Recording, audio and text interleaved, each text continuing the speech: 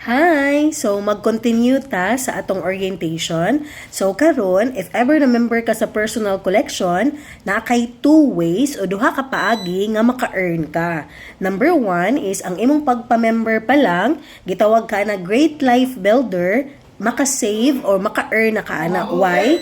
So, by using sa atong product, paggamit nimo sa atong mga product, naka-less naka og 25% basic discount pa lang na siya.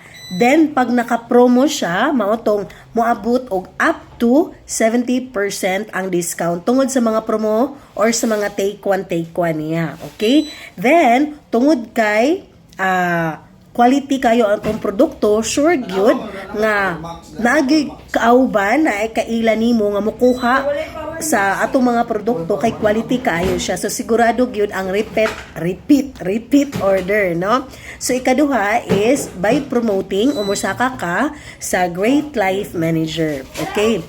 So ang Great Life Manager, isa sa iyang benefits is ang imong mga gipang invite o gipang recruit as team, as group, na ibalik si personal collection sa imuha. Yes po. Kada invite nimo, kada isa ana is na nakagitawag og recruiter's prize.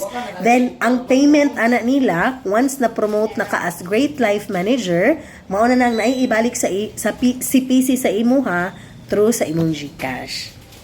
Okay. So, naputay 3 simple steps para mas mabilis ang paglaki ng iyong negosyo. Naatay USR. U is for using the product.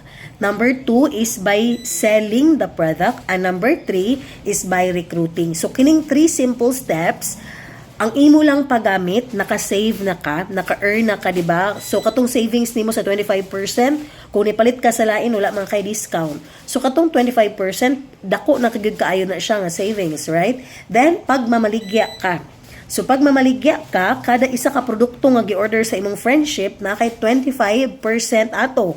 So, savings na siya additional. Plus, kung gikuha to nimo nga promo sa personal collection office, gikuha to nimo nga buy 3 take 1, ya ang take 1 is very less na lang or very mubo na lang jud kaayo ang price. So, dako jud kaayo nga earnings. Then, number 3 is by recruiting.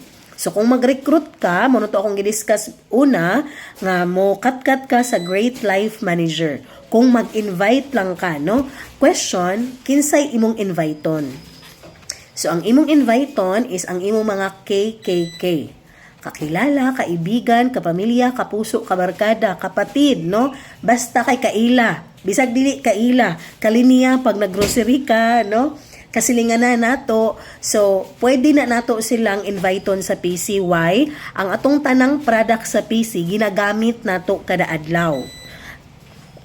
Halos tanang silingan nato, no?